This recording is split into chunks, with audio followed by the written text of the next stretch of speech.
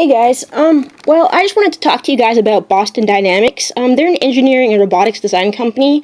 They're stationed out of Waltham, Massachusetts, and you can check out their website, www.bostondynamics.com. And they're most famous for a robot called Big Dog. It's a quadrupedal robot. It was created by Boston Dynamics in 2005 in conjunction with Foster Miller and the Jet Propulsion Laboratory. And also, they worked with the Harvard University Concord Field Station. And of course, Big Dog, like so many other of their robots, is funded by DARPA, which is the Defense Advanced Research Projects Agency. And they, Boston Dynamics was also working with American Systems Corporation under a contract from Naval Air Warfare Center Training Systems Division. So, there's a lot of money behind these guys, and they're one of the leaders in the world for creating military robots. And what freaks me out the most is, just on a personal level, is their robot called Atlas. So most of you guys have seen the movie Terminator. It came out in '84. And then there's Terminator 2 and the third one, the fourth one, and then just this year, just this summer, Genesis came out. So most of us are familiar with the TU-800, or it's also known as the Model 101, which is played by Arnold Schwarzenegger. And, that silver-looking skeleton with the glowing red eyes that you see walking around with automatic weapons on the battlefield. That's become part of our cultural history, and our, most of us are familiar with of those robots. And so when I saw videos of Atlas, Atlas looks like a forerunner for that T-800 from the Terminator movies.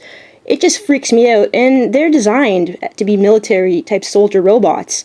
They will not get tired. They will not stop. Can be programmed to take anybody out. And there's, they have gait recognition, facial recognition.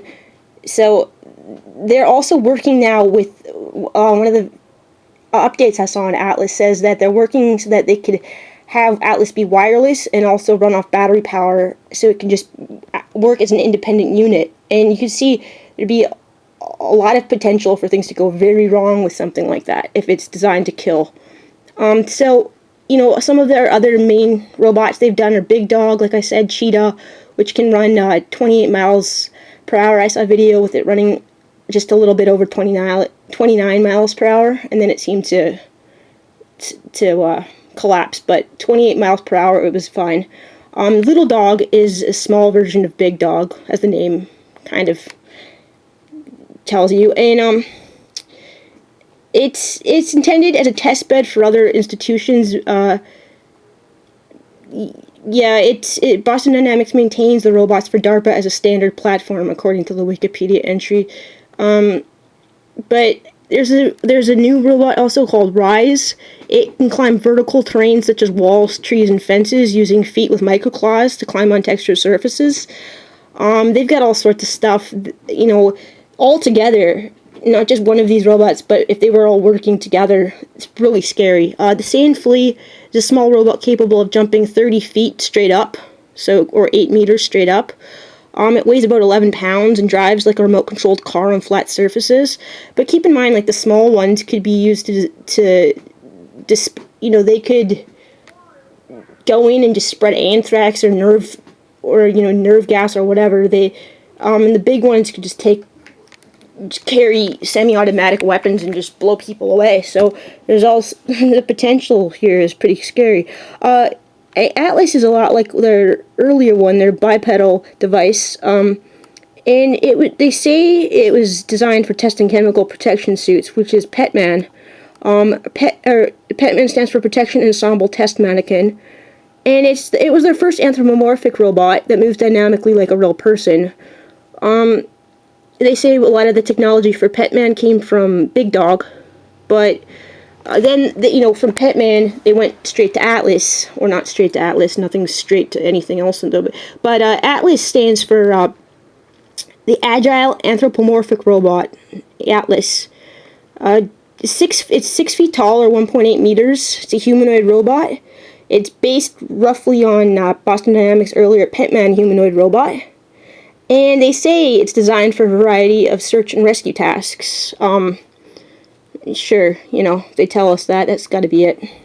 because the U.S. military, or any military for that matter, wouldn't lie to us. So it's going to be fine. It's got it could be easily installed with gate recognition. It can carry all sorts of weapons and outrun most people. Doesn't need water, doesn't need air. But it's only here to help us.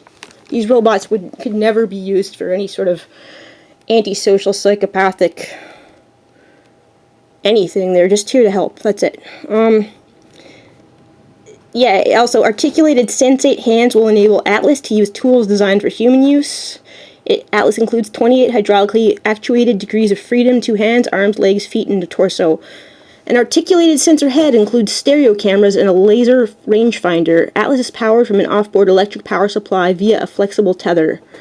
Several copies of the Atlas robot are being provided as government-furnished equipment for the DARPA Robotics Challenge program, with delivery scheduled in the summer of 2013. So, it's summer of 2015 now. They've made a huge stride with Atlas, and we're only hearing a little bit about what's going on, but just wanted to tell you guys about it. And check them out, Boston Dynamics. Pay attention to what's going on. Take care. Thanks for watching.